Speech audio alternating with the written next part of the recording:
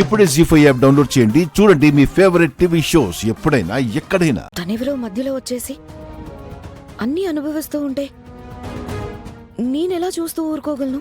Okay okay, నువ్వు హ్యాపీయే కదా? చాలా హ్యాపీ సార్.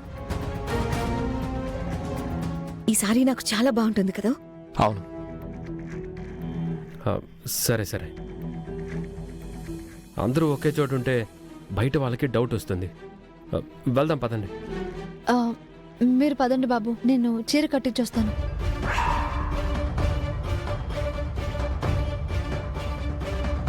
రోజా, ఒకసారి ఈ చీర కట్టుకొని ఎలా ఉంటుందో చూడు. సరే. రే పద.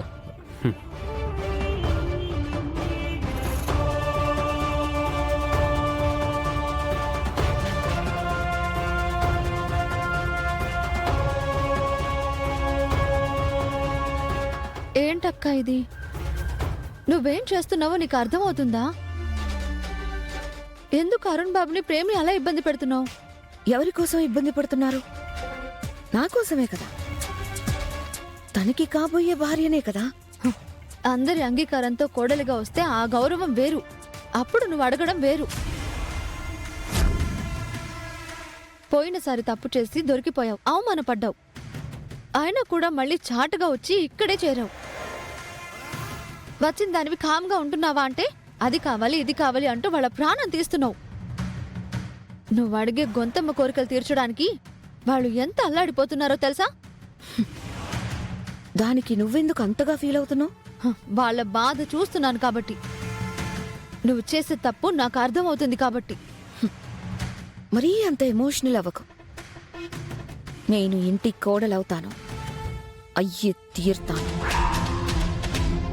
ఏ చేత్తో నన్ను మెడపట్టి బయటకు గెంటిందో అదే చేత్తో రమాదేవి నన్ను ఆశీర్వదించాలి, ఆహ్వానించాలి కోడలిగా.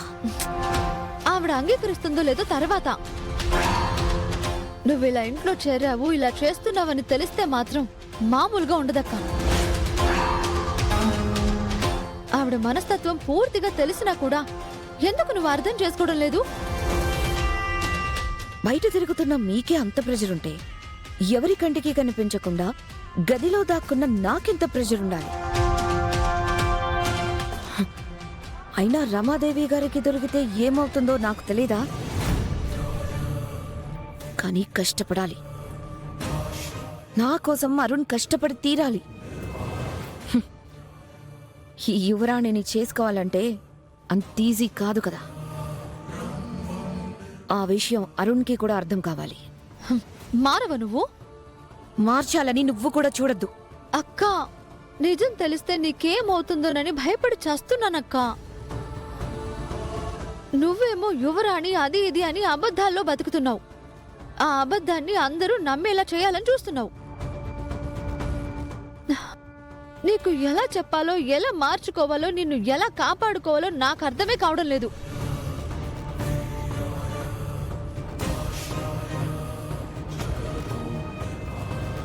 జీ5 యాప్ డౌన్లోడ్ చేసి అన్ని ఎపిసోడ్స్ పూర్తి ఉచితంగా చూడండి.